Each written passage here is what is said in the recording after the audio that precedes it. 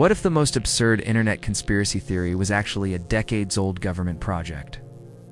In the late 1960s, long before the sky was filled with consumer drones, the CIA had a problem.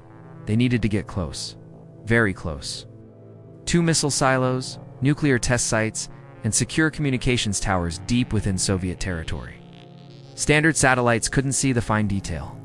U-2 spy planes were too high, and sometimes they got shot down. The answer came not from aerospace engineers, but from nature. The agency became obsessed with biomimicry. If they wanted to hide in plain sight, they needed to be birds. Welcome to Broken Shield, the accountability project. Today we are opening the file on Project Aquiline, the CIA's 1960s secret operation to build the ultimate mechanical avian spy. $1 billion project to make mechanical eagles, and the reason why, sometimes you should look up. It sounds like a modern meme, right? Birds aren't real. It's an elaborate joke about government surveillance. But declassified documents prove that for the CIA in 1968, this wasn't a joke. It was a tactical necessity.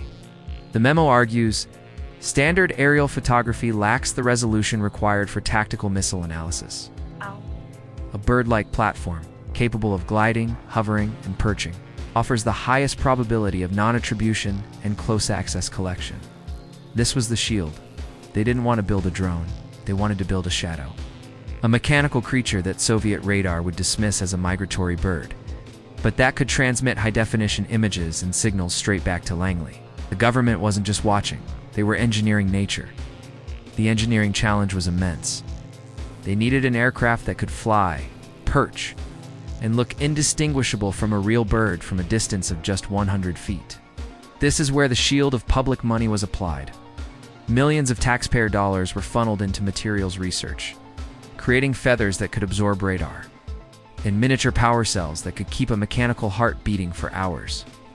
The plan was for the Aquiline eagle to perch on strategically important structures like this satellite dish, use its body as an antenna, passively collecting and transmitting data.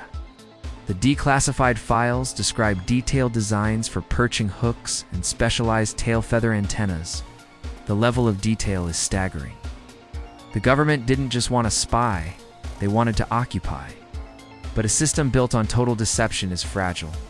Project Aquiline was plagued by technical failures and philosophical contradictions.